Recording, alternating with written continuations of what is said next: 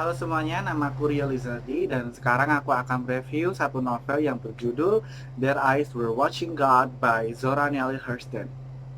Jadi di sini aku akan membahas intrinsik dan ekstrinsik elemennya. Oke, langsung saja tanpa membuang banyak-banyak waktu. Jadi untuk plotnya di introduction, Jenny May Crawford ini kembali ke desanya Eatonville. Lalu pada saat dia kembali, dia itu digosipkan oleh beberapa orang di desa itu karena mereka bertanya-tanya kenapa kok Jenny ini kembali sendirian, kenapa kok nggak sama suaminya. Lalu pada saat itu Phoebe Watson itu teman baiknya, dia tidak percaya dengan rumor yang disebarkan oleh orang-orang tersebut dan dia lebih memilih untuk mencari tahu sendiri dan bertanya kepada Jenny. Dan disinilah ceritanya dimulai. Lalu untuk rising actionnya, pada saat Jenny umur 16 tahun, neneknya menjodohkan Jenny ini dengan Logan Killix, local potato farmer di Eatonville. Tetapi Logan Killix ini berusaha membuat Jenny untuk membantu pekerjaan sawahnya. Akhirnya karena tidak betah, Jenny ini meninggalkan Logan Killix ketika dia bertemu dengan Jodie Starks. Lalu dengan Jodie Starks, dia ini punya ambisi yang besar dan dia juga menjadi leader di Eatonville.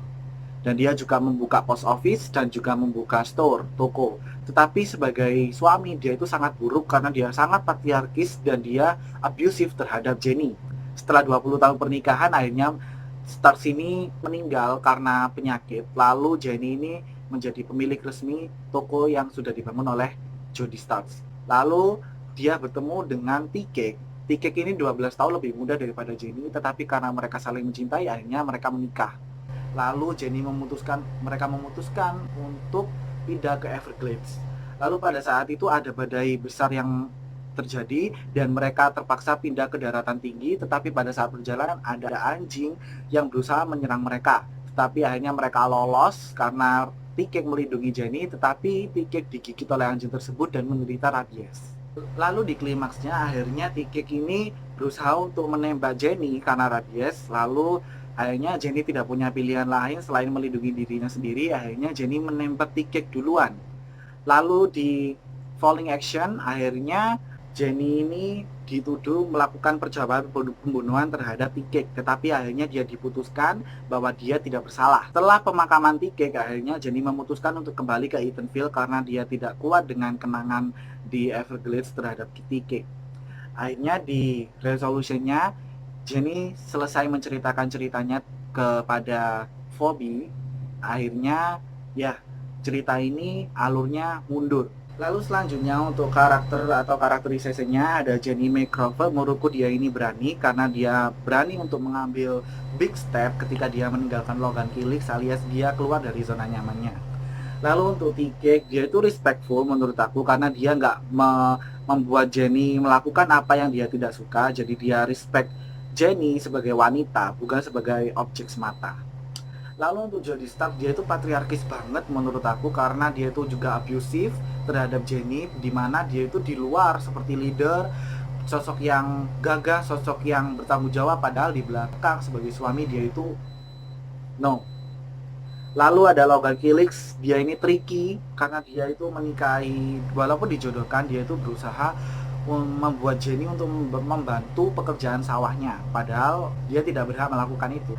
Lalu untuk Phoebe Watson, yaitu sahabat Jenny, dia itu baik menurut aku karena dia tidak percaya dengan rumor-rumor yang tersebar di Eatonville.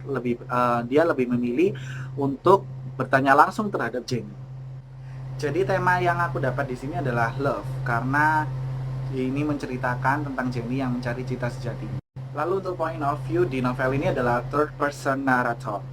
Moral value yang aku dapat di novel ini adalah never stop searching even when it hurts you. Lalu pertama aku membahas author's life. Jadi Hurston ini author, antropologi sama filmmaker. Terus pada tahun 1921 sampai 1924 dia ini belajar di Howard University dan tahun 1925 dia itu mendapat beasiswa di Barnard College. Lalu pada tahun 1928 dia lulus dari Barnard dan dia studi di Columbia University jurusan antropologi selama 2 tahun.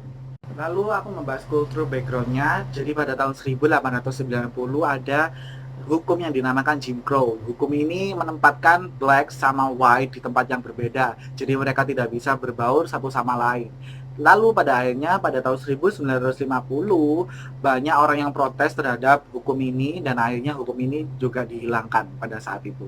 Lalu historical backgroundnya, jadi Hurston ini pindah ke Harlem pada Januari pada tahun 1925 dengan uang hanya $1.50. Lalu pada saat itu dia akhirnya bertemu dengan writers lain dan akhirnya dia memulai karirnya pada bidang literatur. Their Eyes Were Watching God ini salah satu karya terbaiknya pada masa saat itu.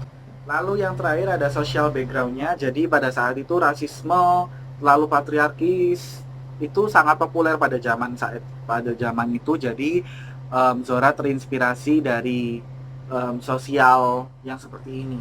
Jadi menurut aku tentang novel ini adalah simple ya beautiful, karena walaupun temanya hanya simple yaitu cinta, tetapi aspek yang lain yang dituangkan pada novel ini tuh sangat banyak, bahkan membahas kultur pada zaman saat itu.